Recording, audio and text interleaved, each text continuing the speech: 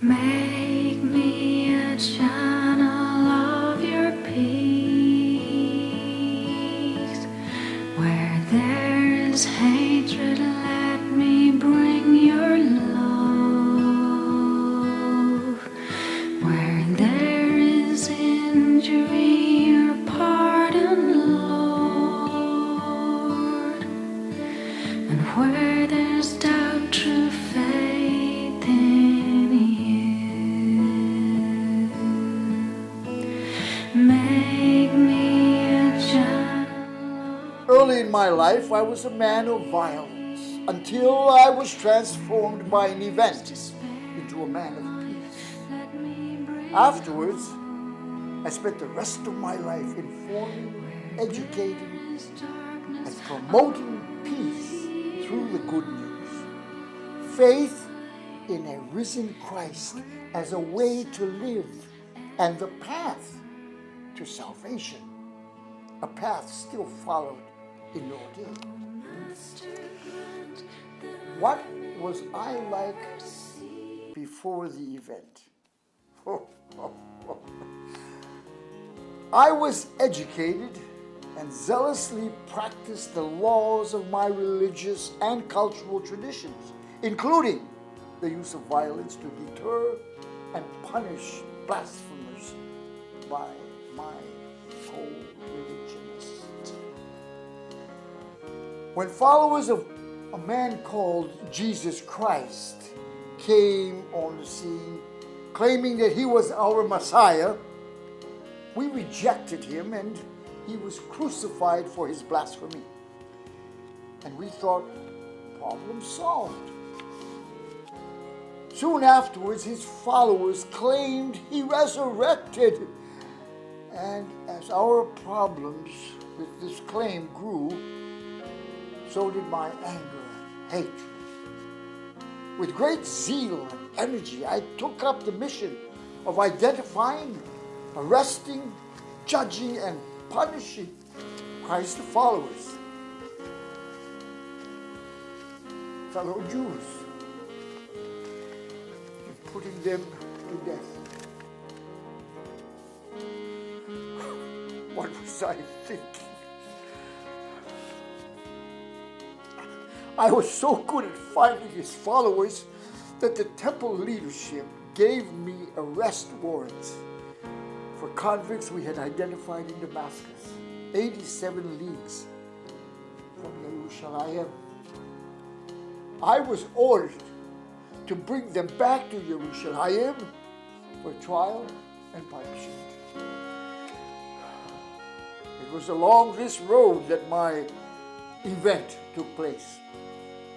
Believers and I assert the event was of divine origin, while my detractors claimed the event was an epileptic fit, a thorn in my side.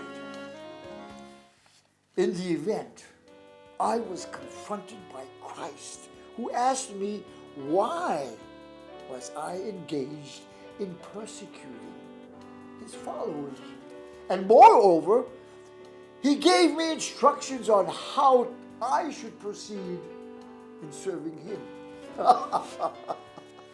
The event radically changed my life. I immediately rejected violence, never to pursue it again.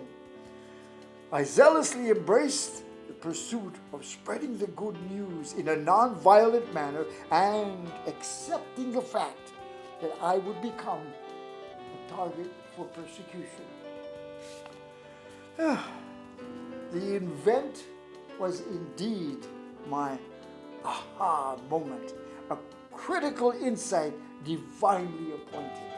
However, one key to absorbing the good news lay in the foundation I had learned about our traditions and prophecies.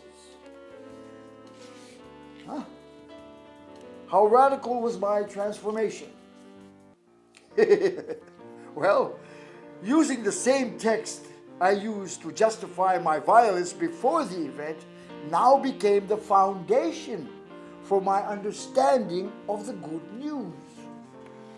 I was transformed from considering the Messiah claim as blasphemous to Christ is the realization of the prophecies foretold by my ancestors. In what context did my transformation occur?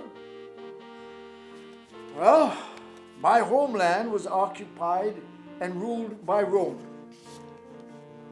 Although we Jews were tolerated and in some cases granted certain privileges for services we provided, the Romans were weary as we were a stubborn and rebellious people.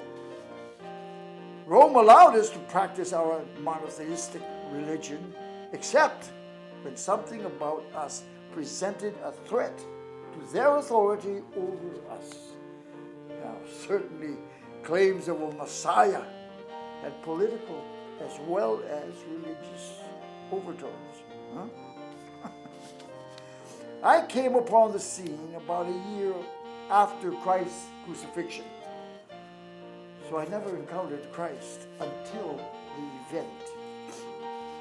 Before the event, my contact with Christians was limited to activities relating to persecution, arresting them, and witnessing their trials and punishment. My closest encounter with their leadership occurred at the trial and subsequent stoning of Stephen, one of their leaders.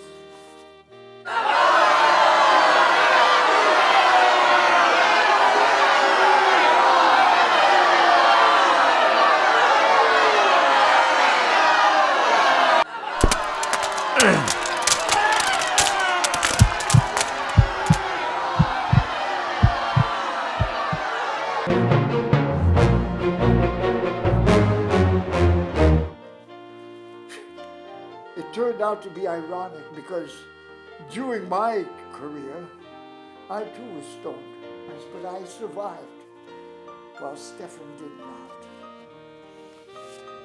So it was in this environment that I entered into my mission as a messenger of the good news. After the event, I spent 3 years gaining experience in promoting the good news outside of Jerusalem, after which it became important for me to meet the leadership who resided in Jerusalem. So I went there to meet Peter and James, two original disciples who were taught, mentored, and appointed and blessed by Christ. Meeting with them bolstered my commission to go forth to the nations and announce the good news and inspire others to do the same. Now, consider Peter and James' position. They and other original disciples had gone into hiding at the arrest of Christ and remained so until they experienced an event which energized and empowered them to go back and offer their argument in the synagogues where there was increasing anger and persecution by people like me. I was an outsider who had violently opposed them before the event. Now, I wanted to become a leader for this cause. To meet them, I needed a referral by people close to them. I had Ananias and Barnabas, two trusted disciples, who made my meeting possible. My initial contact with Peter and James lasted about 2 minutes. No. It lasted about, only joking, about 2 weeks. They recognized my leadership abilities and weighed the risk of accepting me as a messenger for the good news. Fearing for my safety in Jerusalem, where the danger was clearly evident, they sent me abroad with instructions to spread the good news in foreign lands. From a political standpoint, this was a great strategy on Peter and James' part, because even if I was deceiving them, they now had one less zealot persecuting them in Jerusalem. I was sent on a seemingly impossible mission, since my reputation would be preceding me, and I would be located far, far away.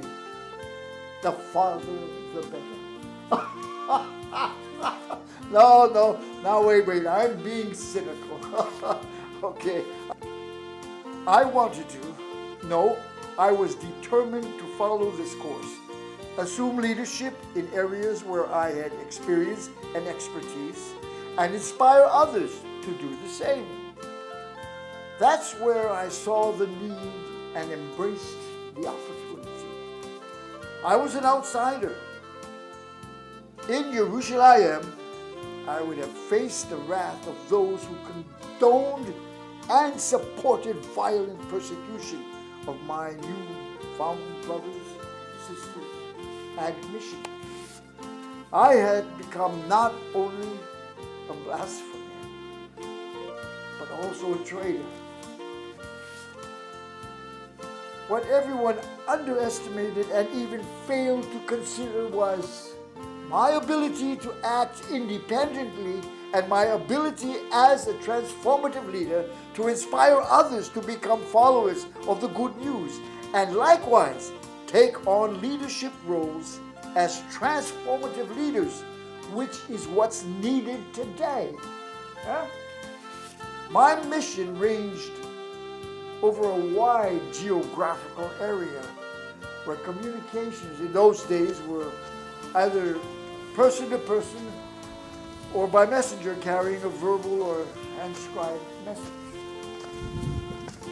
Times from transmission to receipt were measured in days of travel by foot or by boats under sail, by a messenger, and less reliable. Fraudulently written documents were a curse, yet my writings were delivered and very relevant for the time. You have a number of them validated, preserved, and in use this very day. Lord, you catch me when I'm falling, and you showed me who I am.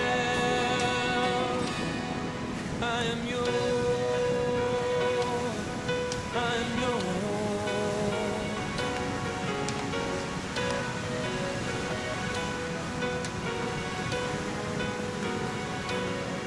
Who am I? But the eyes that see my sin would look on me with love, watch me rise again. Who am I? Let the voice that calmed the sea call through the rain and calm the storm in me. Not because of who I am, but because of what you've done. Not because of what I've done, but because of who you are. I am a flower quickly fading, here today and gone tomorrow, a wave tossed in the ocean, vapor in the wind. Still you hear me when I'm calling. Lord, you catch me when